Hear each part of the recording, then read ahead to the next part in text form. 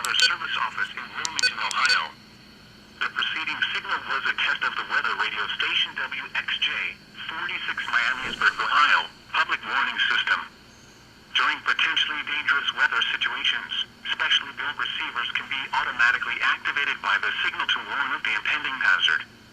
Tests of the signal and receiver's performance are normally conducted by the National Weather Service between 11 a.m. and noon each Wednesday. If there is a threat of severe weather, the test will be postponed to the next available good weather day. Reception of this broadcast, and especially the warning alarm tone, will vary at any given location.